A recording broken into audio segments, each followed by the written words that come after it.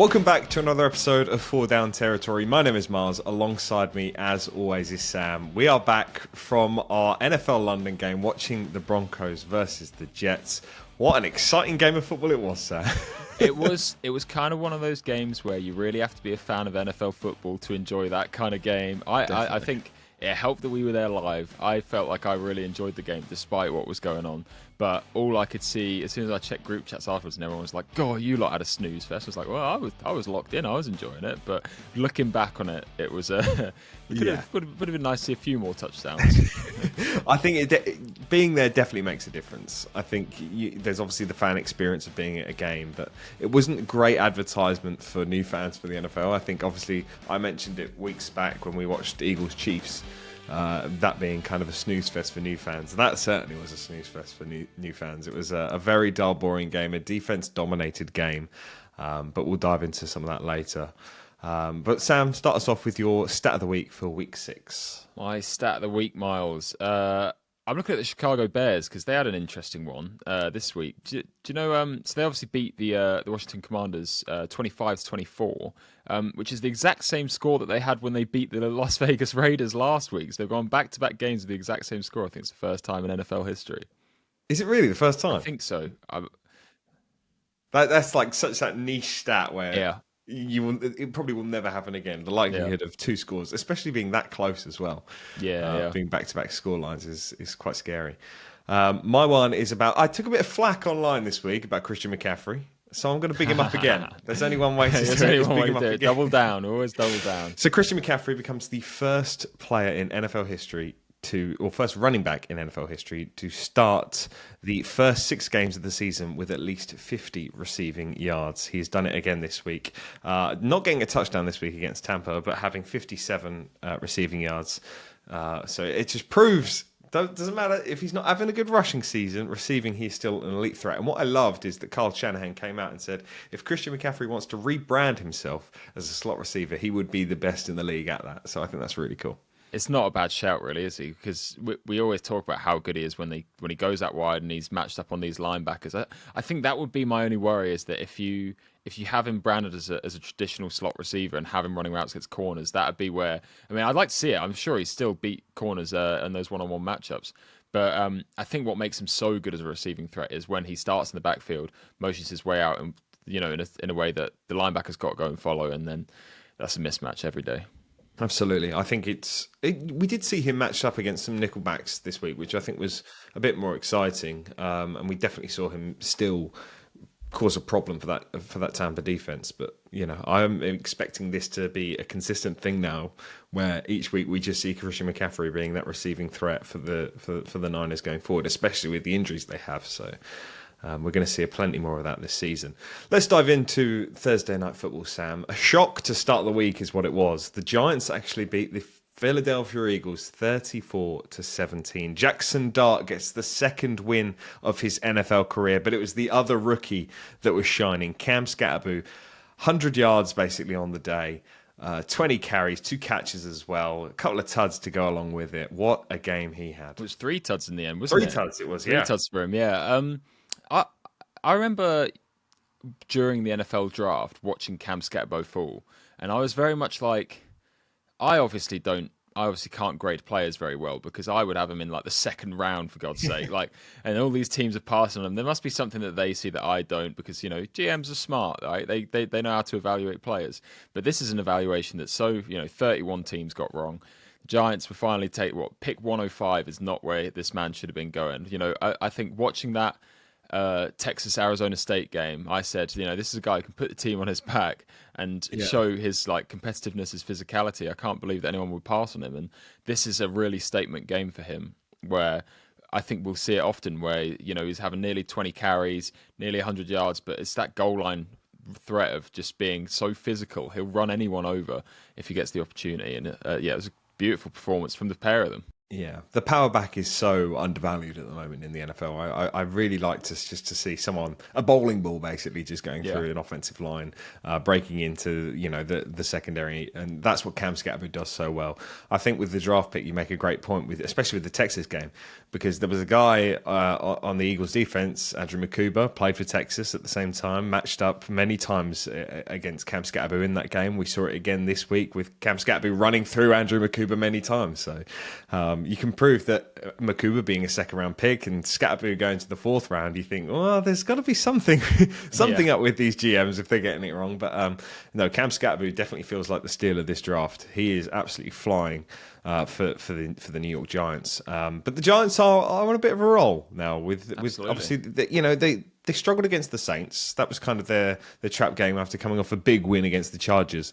But the Eagles definitely have started to struggle. Obviously, now 2 losses in a row, the first being to the Broncos. And again, play calling struggles is apparent with this offense. Only running the ball 12 times with Saquon Barkley is probably the starting point. When are they going to learn to start running the ball? Saquon Barkley is the type of player that needs at least 20, 25 touches a game, and he's just not getting that at the moment.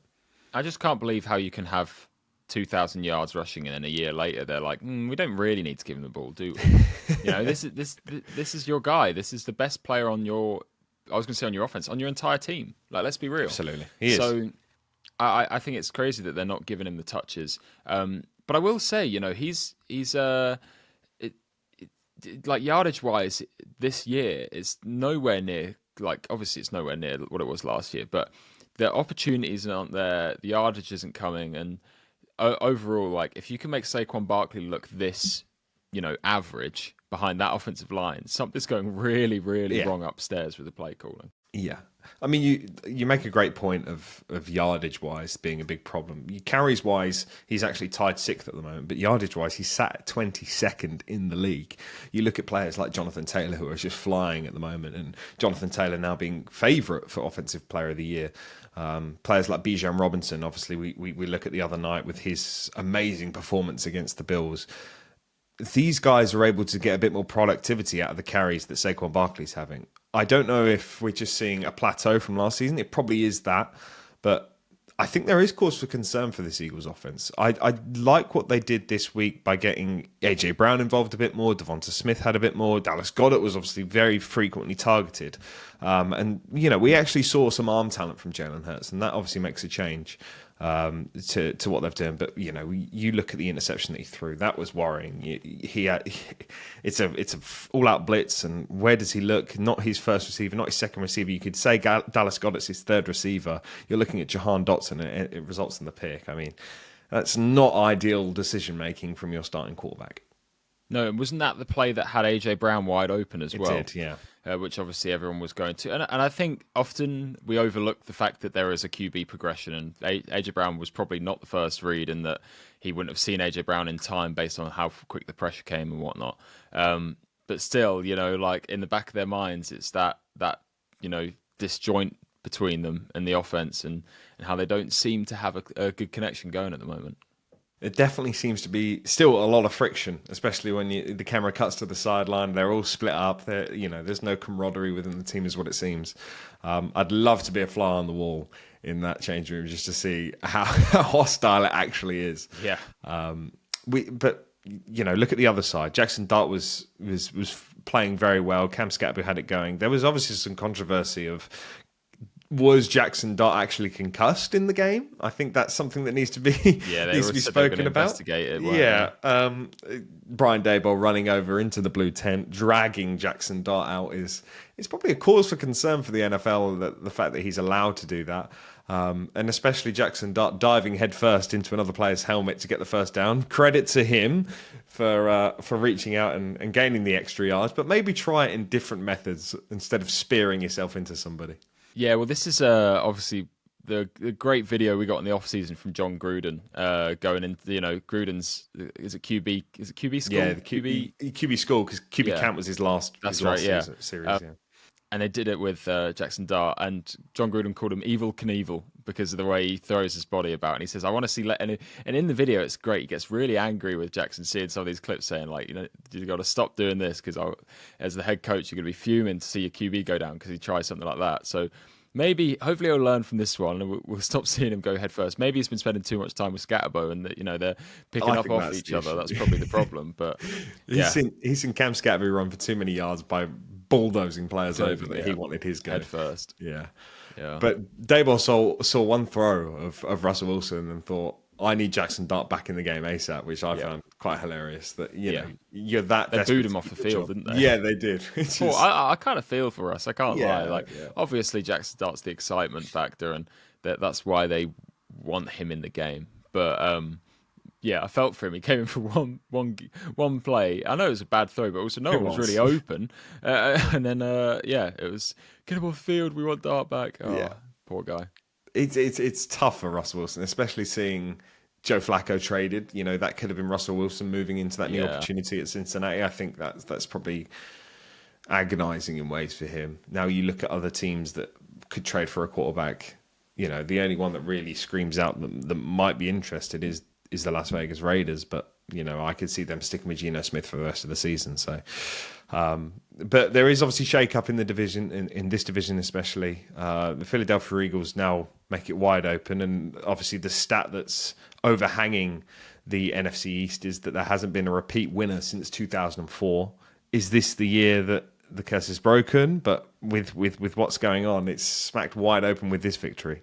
yeah. I mean, this was the year it was most likely to be broken, right? Because the Eagles were the undeniable favourites coming into it, and the Cowboys have fallen off a bit. The Commanders weren't quite stepping up to the plate, and especially we've seen early season that they're not quite there, and the Giants were very much beginning a rebuild. So it felt like the Eagles had it wide open, but now it's going to be competitive. This is a big divisional tie, really, when you think about it. When it comes to the grand scheme of things, so whether the Giants can build on it and keep going, I don't know. Whether the Cowboys will sneak in, the Commanders, Jaden Daniels is back now.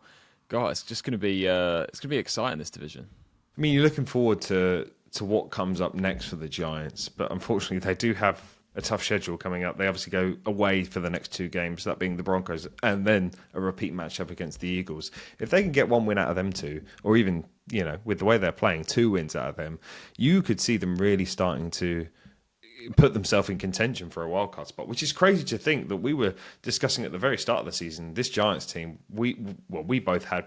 I think. Well, I definitely had them at the bottom. I don't know if you had them at the bottom of that. I'd have that been near division. there, I think. Yeah. Yeah. So they've slapped it wide open. There's obviously the Commanders. They've still got to play one more time. That's obviously at home as well. That's very beneficial. They've got to go play the Cowboys again at home. These are in ways they've kind of played their challenging side of their divisional matchups already. They've kind of got favourable stuff in the future, but the near future is quite challenging. Yeah, and Jackson Dart, obviously, one last note on him, now leading the offensive rookie race, which I thought was interesting because I still feel like it should be Egbuka, but last I checked on the odds, I think Dart was top. And I guess with Egbuka being injured now, might be able to tip the scale in his favour. Yeah, they're always going to be favourable to a quarterback, but Exactly, yeah. with Ibuka being out, you could easily see it slap wide open with that. Right, we wouldn't normally talk about this game, but because we went to it, I feel like it's only right that we talk about it. The Denver Broncos obviously beat the New York Jets 13-11. Like we said, probably the most boring game in NFL history. I think it's fair. But we do need to talk. Sam, I think I can read the future. I really can. Okay. I have now predicted 4 touchdowns, random touchdown scorers this season, Yep. and one that we were able to see in person. Nate Atkins was the only touchdown scorer of the game. Extremely unlikely player. The third string tight end was the touchdown scorer for the Broncos. And I think I probably shouted the loudest in that stadium. Oh, 100%. Yeah, we have you on video jumping up and down, don't we? Yeah, it was brilliant. I thought it was funny. He leaked out, and then suddenly it was like, oh my God, it's Adkins, isn't it? I can't believe that he was the one to get the touchdown. I was extremely surprised. The fact that he was even in the game and lining up in the slot, it kind of caught me off guard to start with. But yes, was very relieved when it actually happened.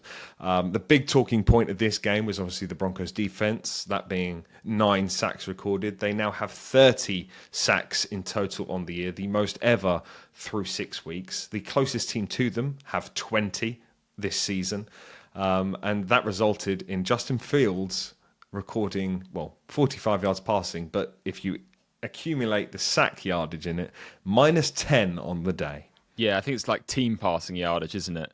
Yeah, down to minus 10, which is quite funny. I feel like that would have been an NFL record. If they'd gone and got that field goal and won the game 14-13, we would have been saying probably one of the first teams to win a game with negative passing yardage or something like that, or especially in recent memory anyway. Yeah. I mean, it's been D-line 27 years or something like that since it's been like anything lower than minus 10. Really, I don't know right. if that resulted in a win or not, but that's quite impressive. I think, the Denver D-line was wreaking havoc all day. Nick Bonito was outstanding. Jonathan Cooper was fantastic. Zach Allen was getting in on it. There's such a good group, this D-line. Very underrated as well, I think. Obviously we talk loads about the Giants D-line because they have the outstanding studs, the best defensive tackle in the league.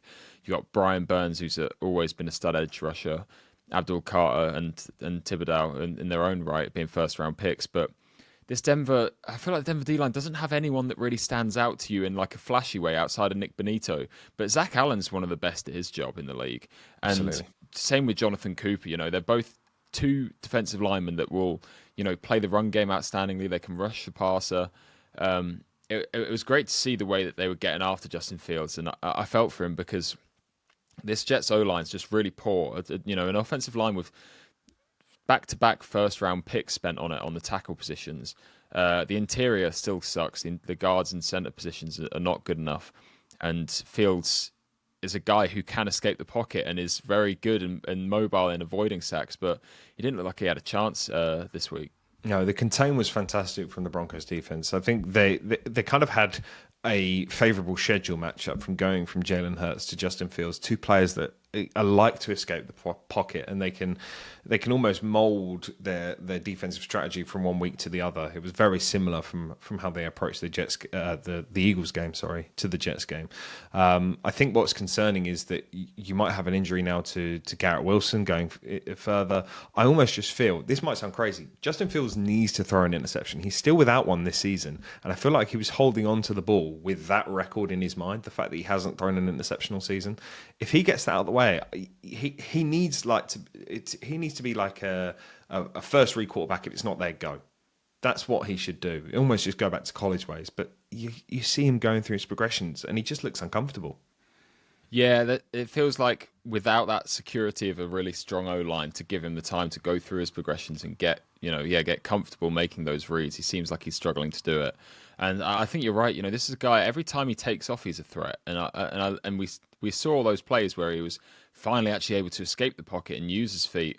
And we've seen it all season. That's where he's making his big plays. And, I think I do wonder whether they need to draw up more for him. But also, with that being said, defenses just know if the Jets want to run these option plays, these QB options, they're always going to contain Fields because they'd rather have Breece Hall take the carries than Justin Fields. And we saw it. We saw multiple read option plays this week where we were watching Fields just stare at this D lineman that would just stand there and say, "Hey, I'm not moving. Yeah, I'm not letting you beat me."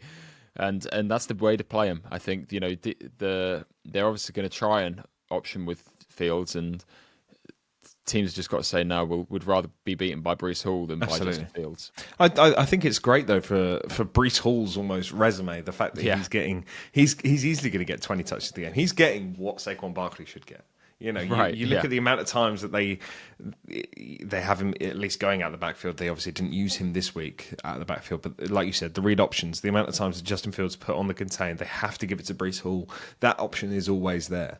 I think obviously Breece Hall's name has come up a lot in trades this week, and I think will happen for the next 2 weeks until we approach the deadline. That I wouldn't be surprised if we start to see him move. Yeah, I mean, he did post on Instagram, didn't he? The hashtag free20 or whatever it was. Yeah, I saw. Which, I think he did it last year as well, so I don't know how much weight it's got to it. but he's obviously thinking about it. And It's weird when you sign a contract, keep yourself there for even longer, and then literally demand yourself, oh, get me out of it. I can't be yeah, bothered to stay.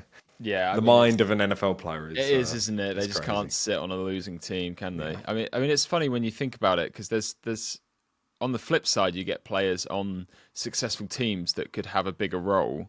Would they trade? Would they trade away because they want to I know this is well out of the blue, but I was thinking about David Montgomery recently, and I was thinking, this is a guy who, his career's dwindling. He's like still a quality player, but he's Yeah. definitely approaching the latter stages of his career. But the Lions wouldn't want to trade him because he's valuable to them. But you could also say that, could they get a cheaper alternative to do the same job as this power back and this short yardage guy? Whereas they are paying Monty decent money when they could just give Gibbs the lion's share of the carries. And then it would also allow Monty to go and be a featured back for someone. I think that's something we've always wanted. We've wanted Gibbs to be the featured back Yeah. and see him really explode onto the scene and have 25 touches a game and things like that. But I almost just feel like Monty wouldn't want to be traded. The fact that this is probably the team, this might be the team with the best shot at going for a ring. And I think Yeah. Monty epitomizes the underdog story. Yeah, 100%. With his background and things like that, and Detroit's background, I think that it works. It's almost just a match made in heaven with them too, and I kind of would like it to stay that way in ways. It's kind of written, isn't it? Yeah, and Monty seems more like the kind of guy to play for legacy as opposed to like self, Yeah. the stats. He'd want a ring rather than going for 2K yards. I think. Yeah, 100%. He's that type of player. One positive though, atmosphere at an NFL game. Fantastic. Fantastic. I think that cannot be put down as a bad way. A constant, booing, cheering when an offense was on the field. It was loud as anything. It felt like a Broncos home game, maybe because we were surrounded by a lot of Broncos fans. But Yeah. there was a few green jerseys around us. But it was honestly a phenomenal experience. If anybody hasn't had the experience to go to one, please try your try it. hardest because it is Yeah. so good. We'll move on quickly to the Indianapolis Colts, now leading the AFC. They're 5-1. They beat the Cardinals 31-27 in a very close ending game. Jacoby Brissett failing to convert on fourth down to extend the game. But damn, the Colts, they're scraping away a couple of wins here. Jonathan Taylor with his third 100-yard rushing game of the season. We're 6 weeks in. He's over 600 yards. We're getting close to another 2K rusher. Is Jonathan Taylor going to do it? Yeah, I mean, I think not just that, but I think we'll have a theme throughout this episode because I know I'm going to bring it up multiple times. I'm sure you will as well on the current state of the MVP race. And I'm noticing that Daniel Jones is up in the top, I don't know, 7 or 8 for MVP, which is okay. He's quarterback on the team with one of the best records in the league. Yeah, that's fair enough. I think Jonathan Taylor should be higher on the list than Daniel Jones, if I'm completely honest. Obviously, we're going to always come back to the QB rating and how QBs are going to get the votes for MVPs because, they are the most important player and the offense doesn't run without them. But I'm sorry, Daniel Jones would not be this successful if Jonathan Taylor was injured. If he was out for the season and you were running behind Amir Abdullah, you're not going to be seeing Daniel Jones be as successful as he is now. Completely agree. So I think Jonathan Taylor, in the same way Saquon was last year, I think JT's got to be involved in that MVP conversation these early doors. First of all, I'm glad that I'm not the one talking down on Daniel Jones for once. I think that means a lot to this podcast because you are a big fan of Indiana Jones. I think is the key thing. But I am all in favour for a different position winning the MVP. We haven't seen it since 2012. I think that's important to remember. It's about time we see one. I think is quite key. It's just become an MVP award. It's disappointing to say, but I feel like if I'm an offensive player, the only award that matters is the Offensive Player of the Year award, which Jonathan Taylor will probably win. Obviously, the big battle is with Puka Nacua. If he misses time now with that ankle injury, that'll be interesting to see. But I'm completely in the same boat. I would love to see a different a different position win the MVP award. If there's anybody, it should be, a running back that has carried his team to the playoffs. We're looking almost back identical to 2012. We had a player that was a running back, ran for 2,000 yards, got a team that was nowhere near, probably one of the worst rosters in the NFL at the time, into the playoffs.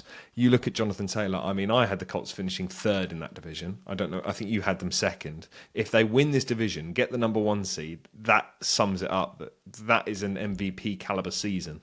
I would love to see Jonathan Taylor win it, and I also just love to see him get 2,000 yards because he's been a dominant force in the NFL for many seasons now. Yeah, and this is a guy who was so fantastic. Was it 2 or 3 years ago now? And then we saw him struggle a bit with injuries. So it's nice to see him back on top. Absolutely. Right, let's touch on the Los Angeles Chargers beating the Miami Dolphins 29-27, which was actually a nail biter towards the end. But hey, Tua turned the ball over, returns 3 interceptions this week, blaming his teammates for not turning up to team exclusive interviews and then getting called out by previous teammates for him being late. I mean, how many more excuses can we give this guy? I think that the whole team, top to bottom, they may as well remove it from the NFL and start a new franchise because I think there's so much going wrong in that building. They need to fix so much. It feels like, we talk about these full-scale rebuilds. This is going to need to be a big, big rebuild because, unfortunately, you might need a new QB, you might need a new head coach. We could go up to the GM. We could look at the coordinators and the, offensive line. The defensive backs room. Oh my gosh, there's just so much with this Miami team. But with that being said, they did put up a good fight in this game, despite all the things that went wrong. We've got to be fair. I did think they could have snuck a win in here, and I thought, I was kind of hoping because obviously I did say the Dolphins would win this game last week.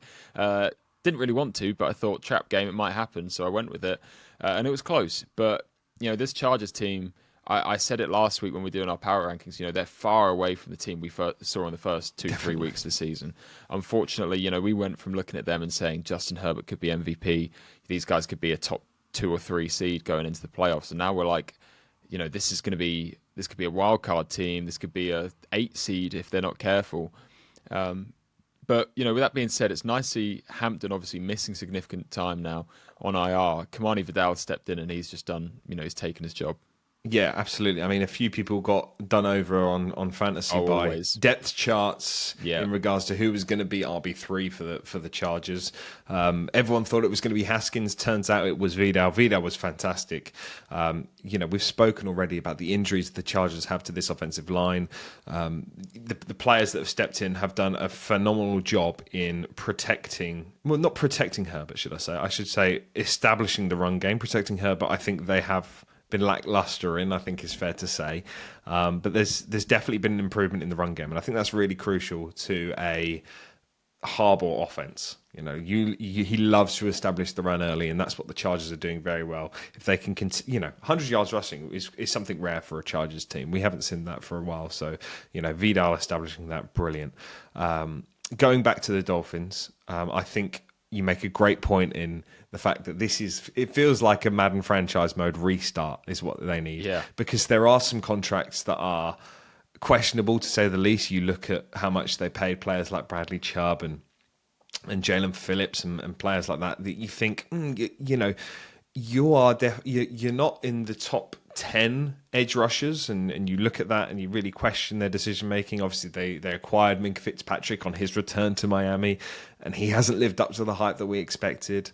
But my key point from the Panthers as well, the Panthers game they played last week, was physicality.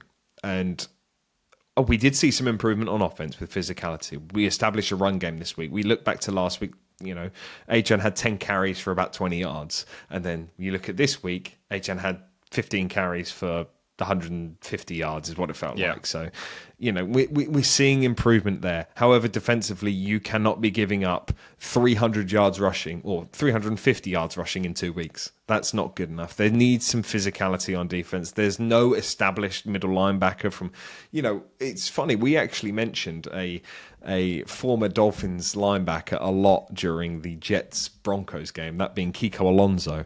And I feel like that's a player that they would need a lot in this team. They need a physical linebacker that can stop the run. They currently do not have that. It's just Jordan Brooks doing everything on his own, isn't it? Like, Jordan Brooks is, I think, leading the league in tackles at the moment. It's just because he's having to do everything. Alongside him, it feels like there's no real support to him in this linebacker room. Yeah, I mean, you look at you can always say that for every position though, because defensive line is literally just Zach Zyler. We look at the effect that Jalen Phillips does nothing in the run game. Bradley Chubb is effortless at times. Secondary, okay, you can kind of put it on Minka, but I couldn't name you a corner on that team. I Well, mean, I was just seeing Rasul Douglas is there. I don't remember when yeah, he signed there. Don't remember that at all. I mean, there needs to be something established here. Kenneth Grant hasn't lived up to the hype at defensive tackle. I was high on Kenneth Grant. I was high on Walter Nolan, but Walter Nolan has cleared his way through for being the better defensive tackle out of the two. So, yeah, it's concerning for the Dolphins. I think this will be the story of our season in regards to FDT. What we're going to talk about the Dolphins, it needs a full reset. And to be fair, it starts at the helm. It starts with you need to change your head coach. There is, I would say, 15 coordinators that absolutely deserve a shot at being the head coach for the Miami Dolphins over Mike McDaniels. But it will never happen. He will rot there for the rest of this season, unfortunately. Yeah, it feels like it, doesn't it? Absolutely. Right, let's dive into a guy that's sneaking up for one hell of a season. The Patriots beat the New Orleans Saints 25-19. Drake May. We like talking about Drake May, Sam. He is having one hell of a season. Some of the passes that he completed in this game were jaw-dropping, I think is the best way to describe it. The deep bombs to Kayshon Boutte to Pop Douglas. I mean, he had one taken away from Pop Douglas as well, which was the most barbaric call. I think officiating in this game for both teams was barbaric. I think it's the Saints also got done over as well as the Patriots. But it's nice that you've said that, because the general response I got was that the Saints were very favoured by the refs, which we don't hear often. No, the early response I saw with the game was that everyone was saying, "Oh, the refs are trying to keep the Saints in this one" and stuff like that. But going back to Drake May, yeah, he's obviously fantastic this year. If you look at his stats this year, he's fifth in passing yards, he's tied for second in total touchdowns, fourth best passer rating, second best completion percentage, and I think in the MVP race now, the odds I was checking earlier, I think he's fourth. That's really good. I know, it's awesome for him, isn't it? But then again, this is where, because I was talking about Jonathan Taylor, just coming back to that, Daniel Jones is ninth. I feel like Jonathan Taylor then, in that respect, after Drake May, we've got Jared Goff in 5, Stafford in 6. I feel like Jonathan Taylor could fit in somewhere. But where is Jonathan Taylor? So he's not in the top 10. See, he's not in the top 10 I've got here. I'm seeing 14th here. He deserves to be higher. Which, funnily enough, is behind Lamar, Dak Prescott, and Jaden Daniels. Lamar, the man that's played 3 games this season, is what it feels like. I mean, obviously, I suppose it'd be the prediction that he comes back and helps us to the playoffs. I get that, but still, we're still talking about a 1-5 team and a guy who's injured. We're talking about Dak, who's his team's losing. Jaden Daniels just missed games, for God's sake. Come on. He has. So yeah, MVP and couldn't even beat the Chicago Bears. So it's exactly. We'll get onto that. But absolutely, Drake May deserves to be in the top 5. I think that's fair. I probably might have Jonathan Taylor above him in my rankings at the moment for MVP. That would be a good topic for next week, Sam. We need to do MVP rankings. Write that down. Nice. But yeah, Drake May's having a phenomenal year. But also, I want to give credit to Spencer Rattler, because he does deserve some credit. He played very well in this game, despite the critics. A lot of people hate Spencer Rattler. That may be from going all the way back to high school. The QB1 show didn't go well for him. It portrayed him in a very bad way, a terrible teammate. Obviously, you go to Oklahoma, he gets beaten out by Caleb Williams. He has to transfer then to South Carolina, revitalizes his career. And I think, to be fair, if he was given a better situation, a better offensive line, maybe another target to deal with, because at the moment it is basically just Chris Olave. If he's open, I'm throwing him the ball. I would love to see Spencer Rattler shine in the NFL. I think it's not the underdog story, because he was probably the number 1 player coming out of high school at one point. But I'd love to see Spencer. It feels very Baker Mayfield-ish, a player that can revitalize it. It kind of turned into an underdog story after high school, didn't it? He was that top recruit out of high school, but like you say, with the college transfer and playing for South Carolina, he was what, 4th round pick in the end, was he? I think fifth round pick. Yeah, you're right, 5th round pick. Yeah. So we are. I think in that respect, it's an underdog story, and I think the fact he's kept his job for the Saints says that I mean, obviously they don't have any better options. Let's be real, but Well, I they think, took a second round pick on yeah, somebody this year, so and we very haven't true. seen a sniff of Tyler Shucks. So Yeah. But I think it's nice to see Rattler, still have these good games. And like you said, in terms of the not having targets around him, Juwan Johnson feels like he's a lot less relevant than he was in the first few weeks. The run game, that whole running back room, we're seeing nothing. Alvin Kamara, no obviously productivity. involved in trade talks. As to whether he'll still be a Saint within the next few weeks, it wouldn't surprise me because it just feels like they're not getting anything out of him. I think the other question is who would want to take him on, and I think that's it. how it Yeah. would work with cap space as well. Because I'm assuming he's got a bit of a Signed a big big cap deal hit. this year. Yeah, you've got to remember Exactly. this offseason signed an extension, or was it like midway through last season when he was dealing with like a broken wrist and still playing through it. Yeah. You can't doubt his toughness, but you can see he wants to stay in Louisiana for the rest of his career. Right. Unfortunately, I think you said it to me like he's come out and said he'd never leave in ways, but Yeah. he wouldn't put a trade request in or something like that. That's So right. Yeah. Yeah. Yeah. yeah, you could easily see Alvin Kamara staying there. I'm not even going to bother touching over the Brown Steelers. That was a boring game to rewatch. Obviously, Sam and I were at the London game this week, so we have been on full catch up mode with NFL games, and I wasted a lot of time going through that again. Can I note one thing on that game? You have a point for it. Dylan Gabriel threw 52 passes. That is, Yeah, that's we said, barbaric. I said last week how, if he's going to succeed, just give the ball to Judkins and go behind that run game. They threw come out 52 next week and throw times. 52 times. It's like, I mean, I know Ridiculous. they were chasing the game in a way, but we're talking about 9-3 at the half, and then obviously there was like they just got outscored the rest of the way. They did, yeah. But it's just really funny thinking that like I'd literally just said about, What oh, the it's young man fine. sling. Exactly. I was just like, oh, it's fine. Run behind Judkins. No. We believe Dylan Gabriel was a gunslinger. Right. It Okay. was it was really frustrating. Obviously, I have Judkins in fantasy, and I thought the exact same thing. All they're going to do is run the ball this whole week, and it got to like we were queuing outside Seven Sisters, and I was like looking at his stats, and I was like 3 rushes for 3 yards. I was like, yeah, that's really good. And that was approaching halftime. I was like, yeah, I've had enough. Yeah. Right, we'll touch on Rico Dowdle revenge game, Sam. The Carolina Panthers beat the Dallas Cowboys 30-27. Rico Dowdle almost back-to-back 200-yard games. What a turnaround he's had in his career. Questions now being asked, who has the starting job when Chuba Hubbard is back? It's funny, isn't it? My favorite.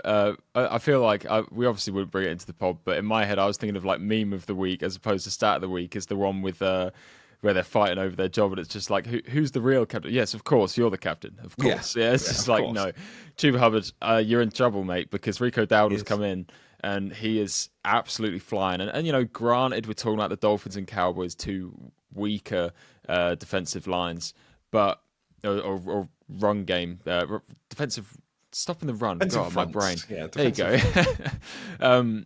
But the point being, he looked fantastic in a revenge game for him. I'm really happy for him. Best quote of the week as well was obviously coming into the game. He said they need to be strapped up for this one. And then when asked what he felt after the game, he said they weren't strapped up. No, it's fantastic. No, they weren't ready for a Rico Dowdle revenge game, and I think that speaks volumes to the effort that he put in this. Yeah, and I tell you what, I did say, he was a 1,000-yard rusher last year for the Cowboys. Yeah, that's crazy. He's not a bad running back. I think to go to the Panthers as the RB2 behind Hubbard, where we kind of said, all right, we probably won't see much more of him this year. This is why having a good RB2 is so valuable, because if that RB1 goes out and we saw it, I mean, I know it's an RB3, but we saw it with the Chargers where Vidal's come in and he's had a great game. But, Dowdle as the backup has stepped in and he's doing better. So, yeah, I think for the people like myself that have Dowdle on fantasy and not Hubbard, it's one of those things where it's like, oh, do we think Dowdle will take the job and now he'll become a really valuable fantasy asset? Will he lose all value as soon as Hubbard's back? Because, Hubbard, they've just paid him, haven't they? They've paid him to be the starter. So why would they turn around and say, actually, you know what, we're just going to let Dowdle take the reins? I think we're transitioning to a 1A, 1B team here, 100%. though. If we look at it, I mean, they gave him 30 carries this week. That's awesome. That's what a running back deserves. And I think that takes pressure off Bryce Young. You look at Bryce Young chasing the game, obviously down 17 points. He was able to bring it back. I think having that reliable running back really, really built his confidence. I think that was key. Also, credit to Trevor Etienne as well, because he could have easily ran that in for a touchdown right at the end.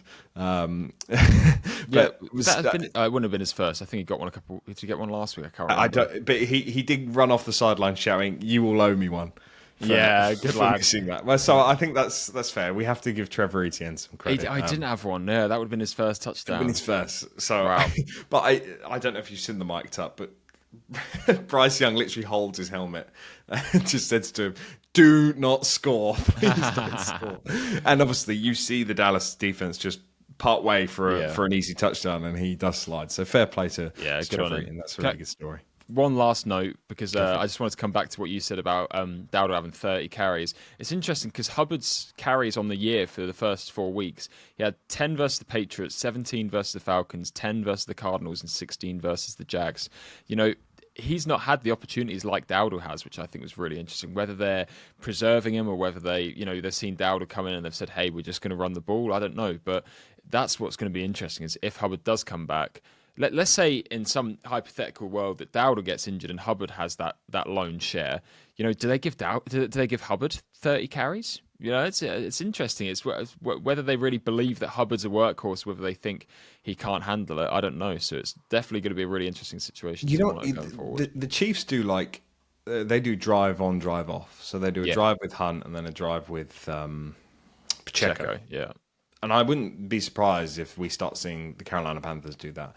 I don't not like much the out. idea of a drive on, drive off because I feel like you can easily see players like almost seize up in ways. Like they're not fresh when they're on the field. I much prefer it when you're subbing in and out constantly through a drive.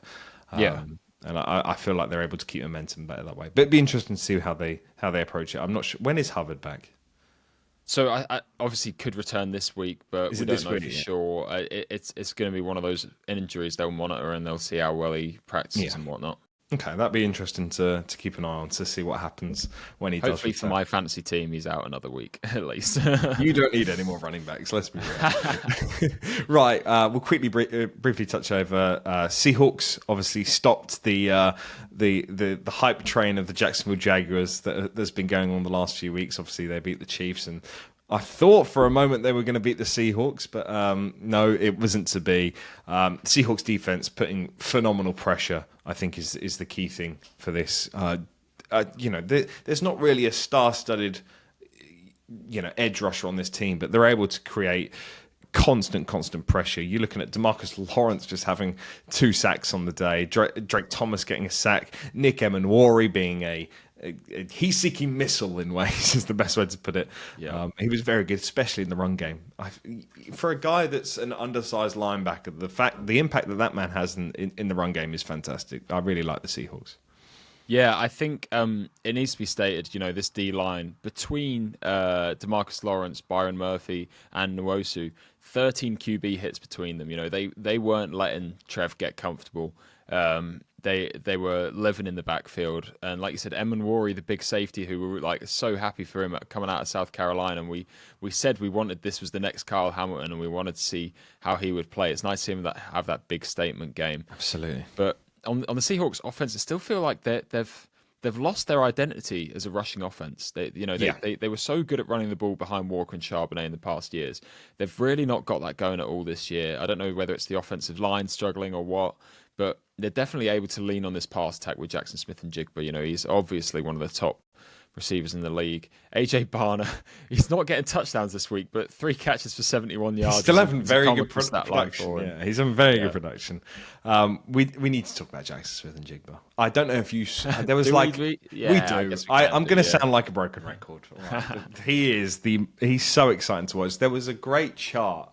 It was like EPA per play, efficiency of all receivers, and it's like it has like every receiver along like the standard graph, and then like the graph extends and a very tiny dot in the very very top corner way off the page it's Jackson Smith and Jigba, and it just shows the productivity he's having. 162 yards for a touchdown. He is leading the league with basically 700 yards in receiving.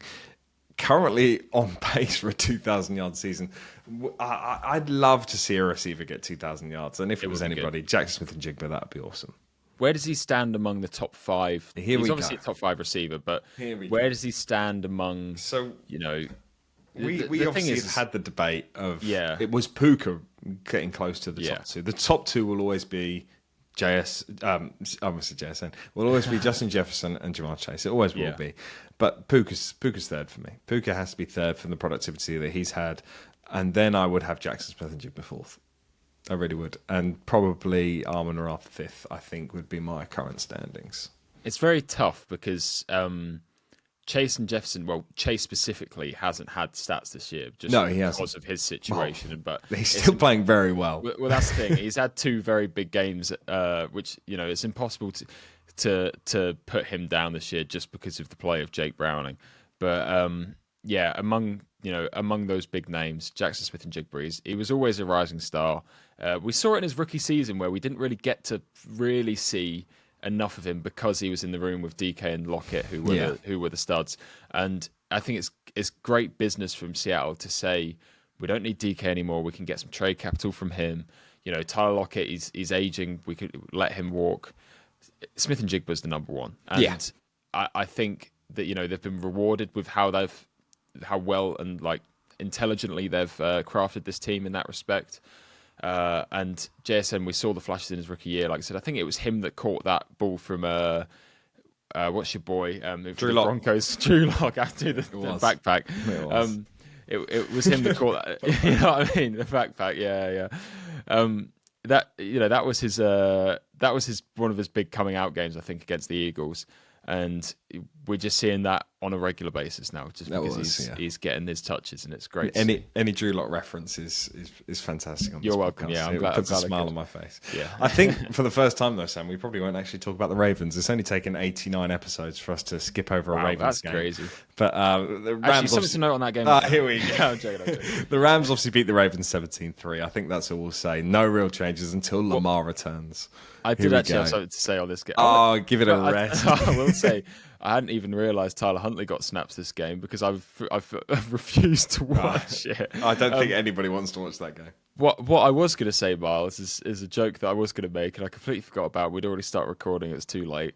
I was going to wear my Ravens jersey for this episode, and then I was going to stand up, take it off, and have my my Rams Cooper Cup jersey. That'd be really good. I should have done that. Yep. That'd be class. But, we know I'm a closet Rams fan. For 4 years' time when they play again, that's what we'll have to have you remember. Yeah. The Titans obviously lost to the Raiders 20-10, but the first firing of a head coach has occurred with. I always get them confused. Is it Callahan? It is Callahan. Yeah. I always get them confused with Schottenheimer. So Brian Callahan fired as head coach. Shall we talk about potential candidates, Sam? We're probably not going to talk about the game, so let's talk about candidates. I think the obvious one is probably Brian Flores. I think it'd be really smart to go for a defensive-minded coach, establish this defense, and then inject some life with a young offensive coordinator to work with Cam Ward. I think that's probably the best way to do it. Obviously, thinking of Chiefs DC, forgotten his name. Steve Spagnuolo, Steve Spagnuolo, another one whose name constantly gets brought up. Will it be his time?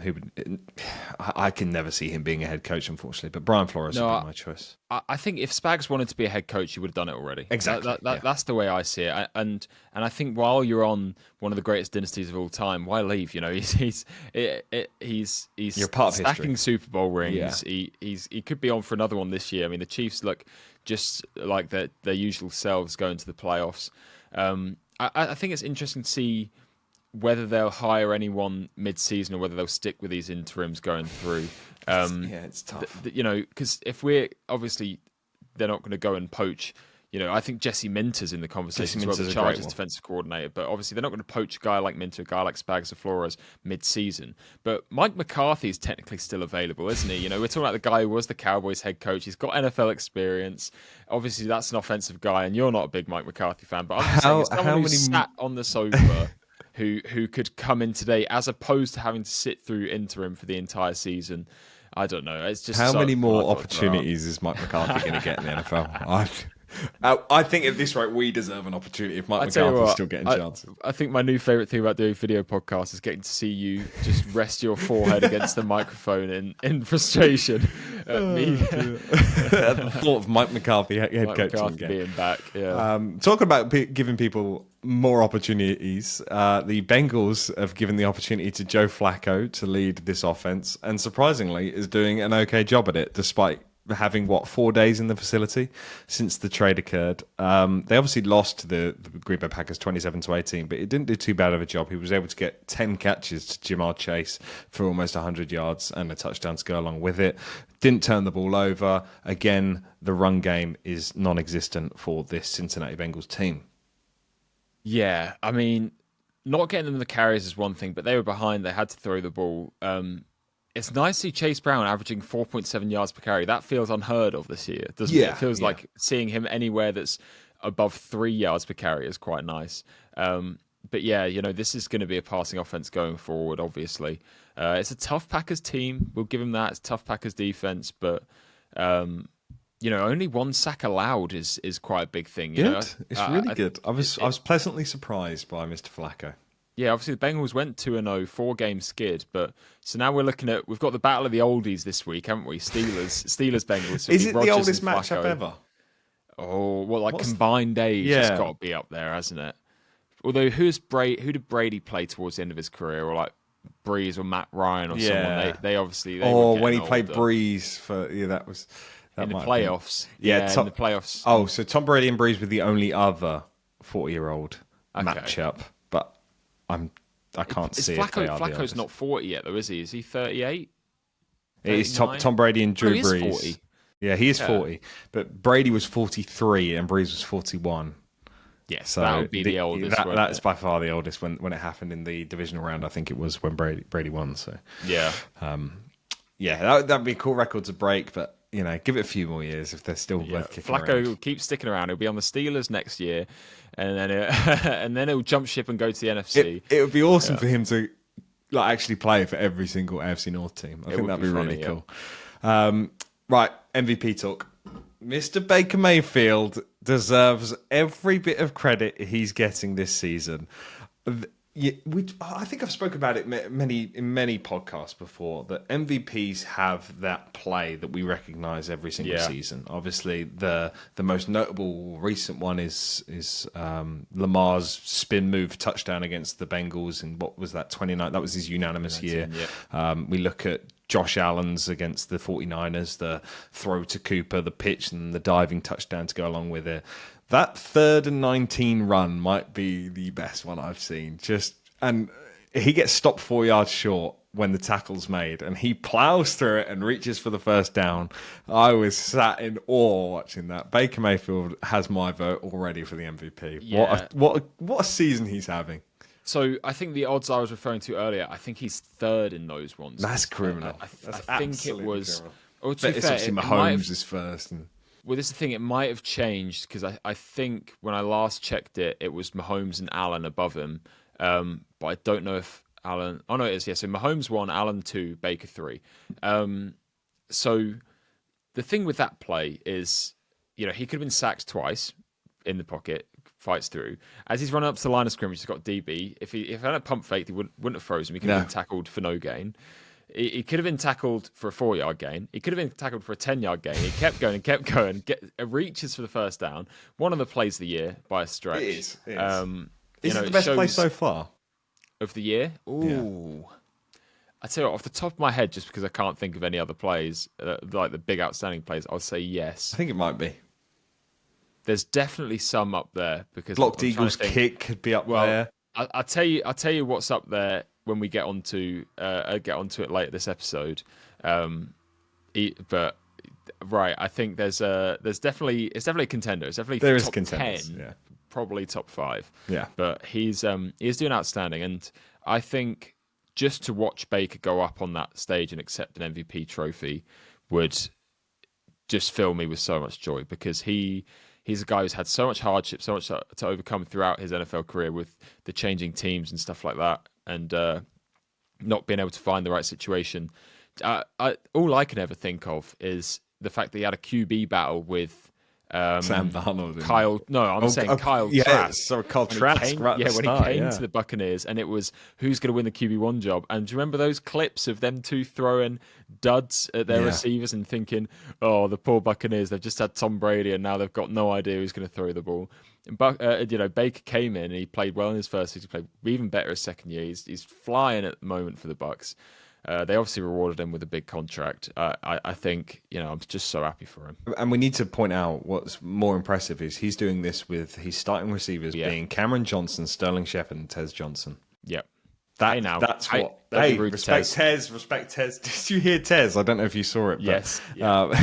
he was. I'll tell you, he was obviously Yeah, sat in the on the bench after the long bomb touchdown for 45 yards, and he was hearing MVP chants. And Tez went.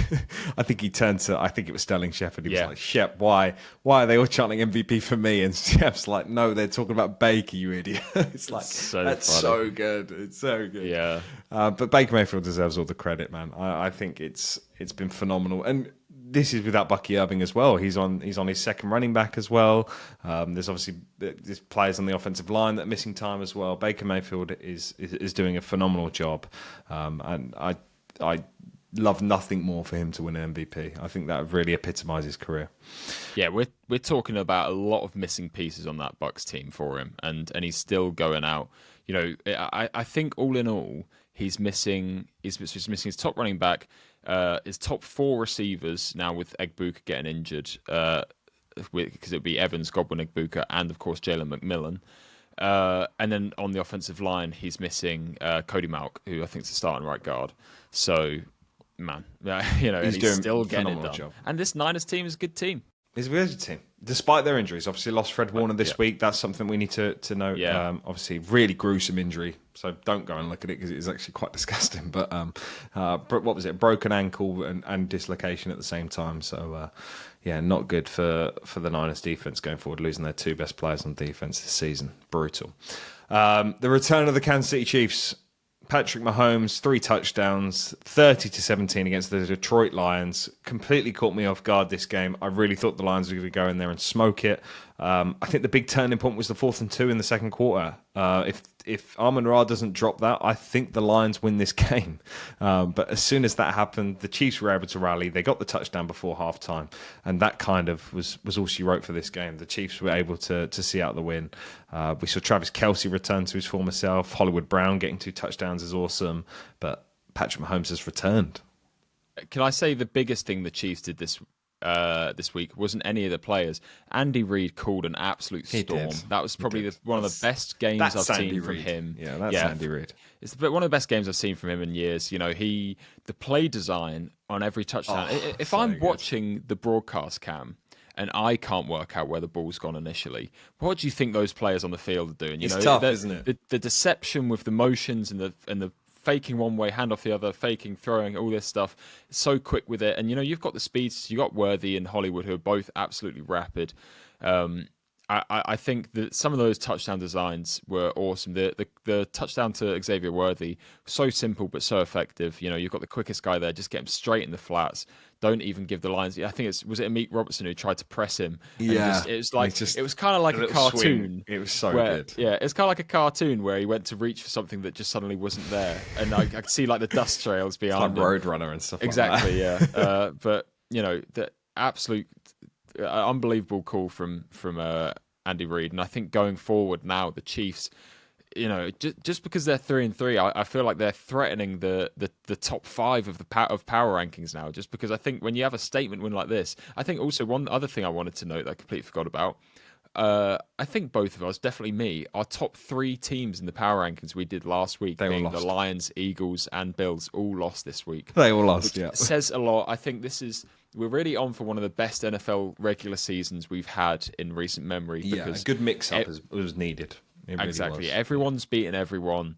There is no real favourite. I don't have a single team now. I was kind of on the Lions, but with that being said, obviously the loss to the Packers in week 1 was quite a worry. But especially losing this week, and like we said, Eagles and Bills losing, I think the Bucks might be the number one team in the league right now, Yeah, but they've got so many injuries. So we talk about the Colts are 5-1, but are the Colts really legit? They look good, but are they really legit Super Bowl they're the fairy contenders? tale story.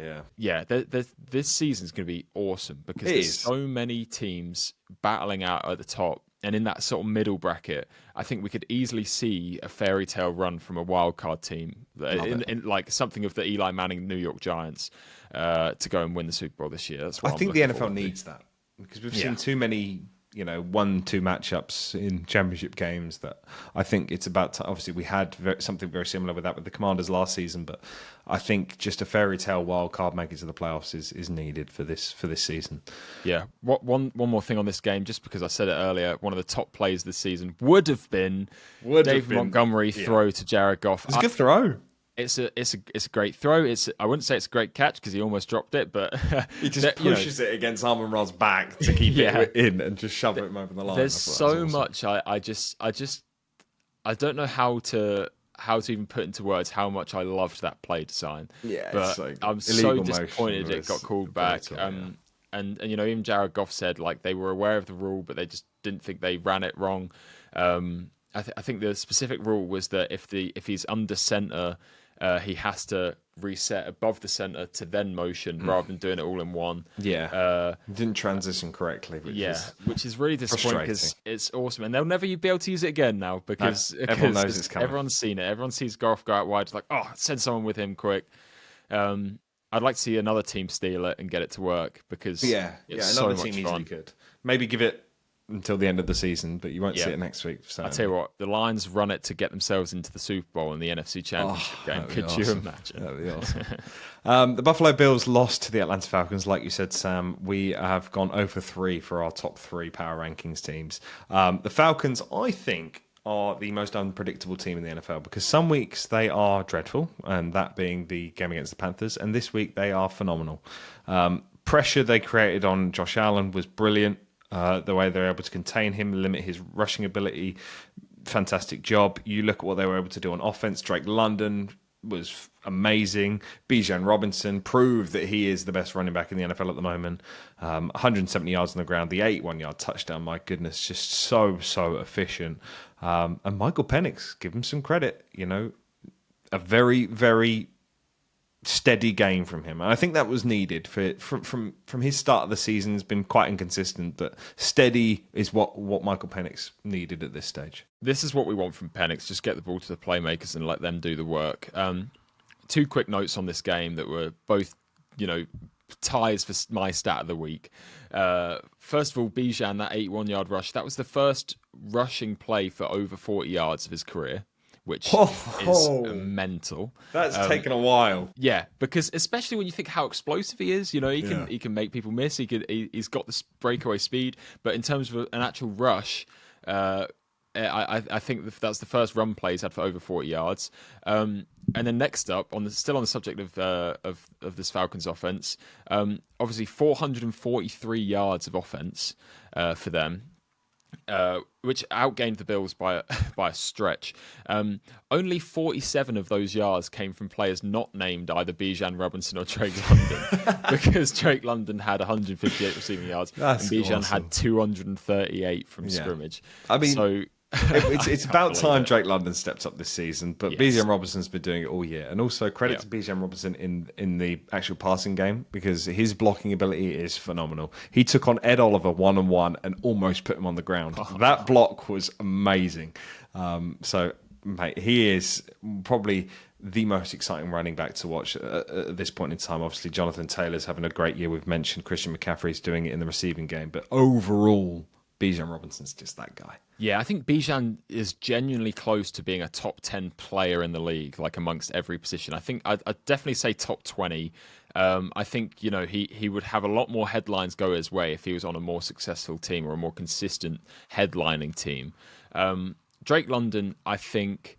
We talked about George Pickens last week. We actually didn't mention him, even though Pickens was phenomenal this week and had another big game. True. But Drake London is up there with Pickens as one of the best one-on-one contested catch players. Easily. His touchdown was fantastic. Using his body, just saying... Yeah, ball placement from Penix as well. Yeah. I'll give him some credit because he could only put that on his left shoulder, but the physicality of Drake London just to shrug off Stay the stood DB. up. Yeah. Exactly. Reach So across the important. plane is fantastic.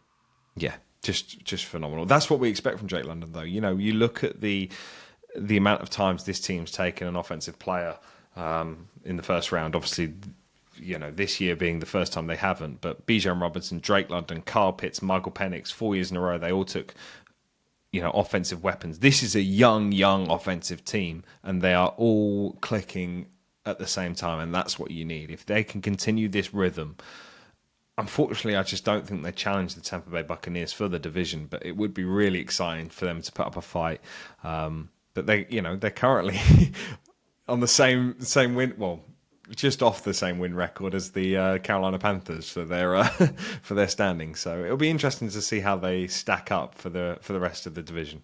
Yeah, and they've got such a good 1-2 punch with Tyler Algier as well. You mentioned earlier about power backs and how they're still really important. Tyler Algier's touchdown's awesome. He breaks into the second level. He has a chance to just run to the pylon and stretch in. And instead he looks at, I think it was Taron Johnson, he says, I'm just going to run you over. Yeah. I'm just going to lower my shoulder. I can easily get through here. Exactly, just knock him flying, which is awesome. Good.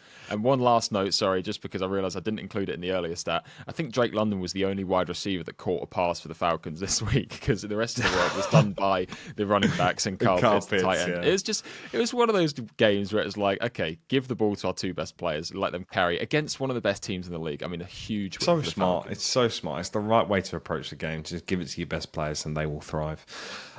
Realizing this is the longest episode ever, so going to rattle through the next one. The Chicago Bears get redemption over the Hail Mary of last season. Caleb Williams beats Jaden Daniels. They are 1-1 against each other now, but it comes down to a Jaden Daniels fumble at the end in a handoff to Bill Korsky-Merritt, which results in the Chicago Bears getting it down for the field goal to win the game.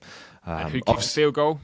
Yeah, hey, give credit to Jake Moody. Absolutely. What a turnaround he's had. Good redemption arc. And it was also great to see him do it over Deebo Samuel. Obviously, Deebo Samuel being quoted as the guy that bullied him on the Niners, and right. and the way that he gets the winning kick against Deebo's new team, I think that's really cool. So yeah, it's a nice story to finish it on. We won't touch any more on that because we have taken far too long this week. So rattle through these predictions for Week 7. Steelers-Bengals, Sam. Thursday Night Football. What a treat this is. Yeah, this is one that I wouldn't be staying up for. Give me the Steelers. I am going to take the Steelers as well. Rams-Jaguars, last London game of the season. Rams. I think it's interesting to see whether Puka plays or not. I think he might play through it, but he looks I quite forgot. hurt, so I don't know whether it's worth. I tell you what, we'll be different already. I'll go Jags. A home game for them in London, isn't it? And by the way, we saw, I think, 3 Rams jerseys in our, in our trip there as well. Yeah. Must have been the lowest by far. Saints-Bears, Sam. Saints-Bears. Ooh, I really want to pick the Saints Chicago. here, but I will go Chicago. I'll go Chicago as well. Dolphins-Browns. Wow, what an exciting game. Give me Dylan Gabriel's first NFL win. I agree. Give me Dylan Gabriel as well. And the Cleveland Browns. Patriots versus Titans. The revenge game for Vrabel. Yeah, right after the Titans fire their head coach as well, he'll be laughing about this one. I think Patriots come into town and win. Patriots put up 40 this game just to rub salt into the wounds. Raiders Chiefs. This has got to be the Chiefs. If they're calling a game like they did this week, yeah, they're going to batter them. Chiefs, absolutely. Eagles Vikings. Vikings with a coming off the bye week. Eagles looking weak. You know what? I'm gonna. Oh, I can't. This could be a really close game. I think that the Broncos have put out the blueprint on the Eagles, which is why the Giants were able to stop them as well. And I think the Vikings defense is good enough to really slow down this Eagles offense. But I could see them winning on account of defensive touchdowns and the Vikings offense not being able to get it going. So I'll go. Oh, God, I really want to pick the Vikings, but I'll go with the Eagles. I think, obviously, question marks are who's going to start a quarterback for the Vikings. If it's JJ McCarthy, we could see him struggle.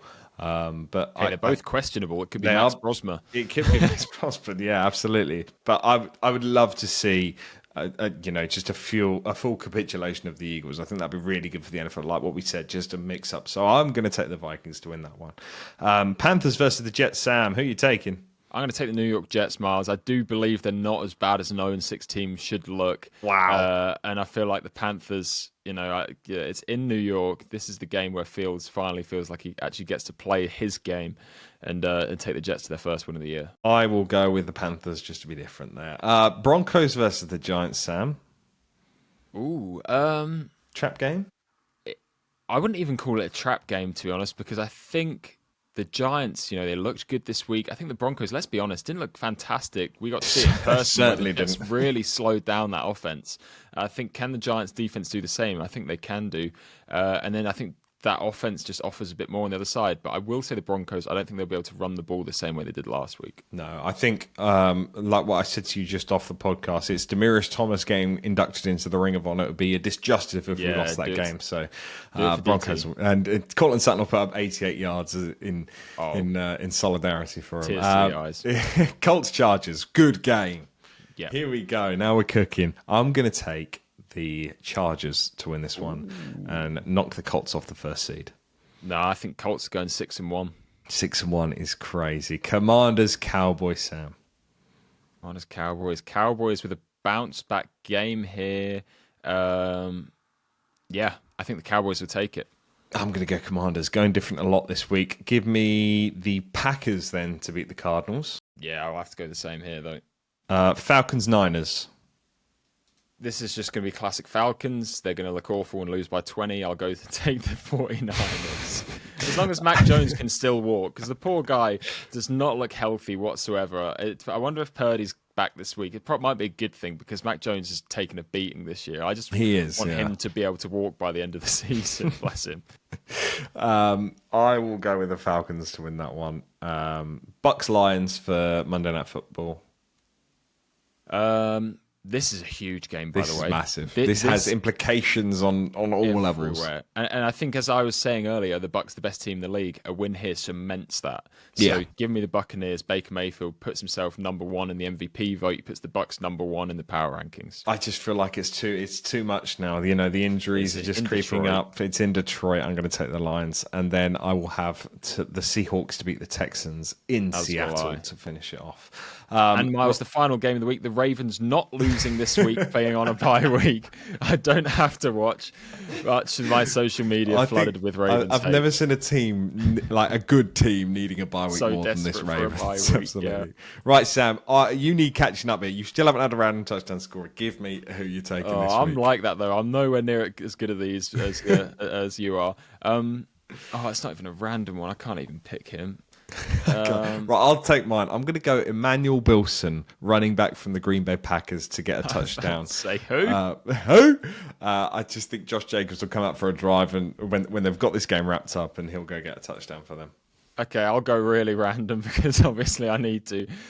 Payne Durham, the tight end, the Buccaneers tight end, very used in their blocking packages, and I think play action, show run, and flip it over the Lions' heads for a touchdown. That's the best one yet.